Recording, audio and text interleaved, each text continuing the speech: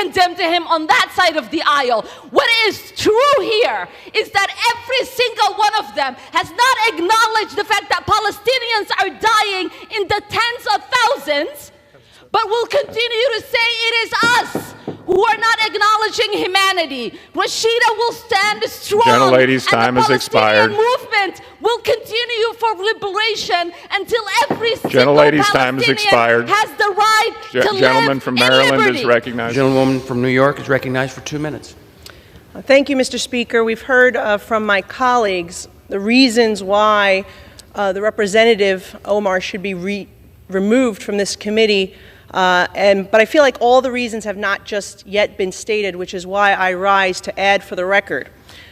We've heard about the comments that were made regarding... After Ilhan Omar tried to play the victim and accuse the GOP of hypocrisy, Representative Nicole Malliotakis took the floor and dropped a political nuclear bomb. She didn't just argue, she entered into the official record a devastating list of Omar's most anti-American and anti-Semitic remarks. We're about to play the full takedown. Stick around, because I'll break down the most damaging blows she landed. Gentlelady is recognized for 30 seconds. Thank you, Mr. Speaker. It is glaring hypocrisy when you have Republicans on the other side of the aisle trying to create definitions and say Rashida wants to annihilate people, when Max Miller himself went on TV and said we're turning Gaza into a parking lot and we want to annihilate Palestinians. Nobody condemned him on that side of the aisle. What is true here is that every single one of them has not acknowledged the fact that Palestinians are dying in the tens of thousands, but will continue to say it is us. We've heard about the comments that were made regarding anti-Semitism and anti-Israeli views, but I rise to add to the record that as a member of the Foreign Affairs Committee, I've sat there and heard the representative actually spew anti-American rhetoric as well.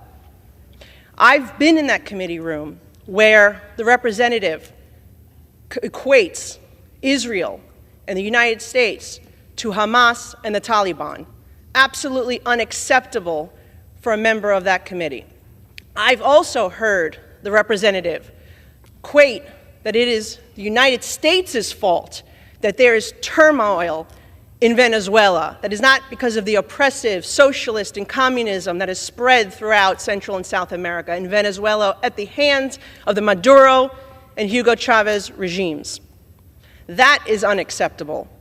And as a New York representative, to hear the representative belittle, to try to diminish the worst terrorist attack on United States soil on September 11, 2001, as some people did something, that is unacceptable as well. And I hold the same standard for this side of the aisle that I do the other, because when another colleague on my side said something about 9/11, I also voted to have her removed from the Education Committee because I thought that was inappropriate.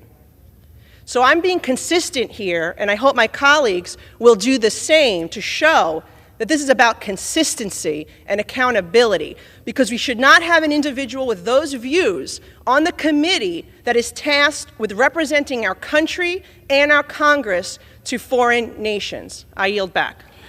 The gentlelady yields back. While Ilhan Omar was on the floor spouting her usual glaring hypocrisy talking points, Nicole Malliotakis was preparing a methodical, brutal, and fact-based demolition of her entire defense. First, she exposed Omar's anti-American rhetoric for the record, detailing how she equated the U.S. and Israel to Hamas and the Taliban in a Foreign Affairs Committee hearing. Let that sink in. She puts our nation on the level of a terrorist organization. Second, she nailed her for blaming the U.S. for the turmoil in Venezuela, completely ignoring the socialist tyranny that actually destroyed that country. This is a pattern of always blaming America first. And third, she rightfully brought up Omar's disgusting minimization of the 9/11 terrorist attacks, calling it "some people did something." Malliotakis held her own party accountable for similar remarks, proving this isn't partisan, it's about basic American dignity. Malliotakis didn't just make a speech, she built an irrefutable case for why Ilhan Omar is utterly unfit to represent the United States on the world stage. This was a masterclass in accountability. Should anti-American members be on the Foreign Affairs Committee? Hit that like button and subscribe if you stand with Rep. Malliotakis.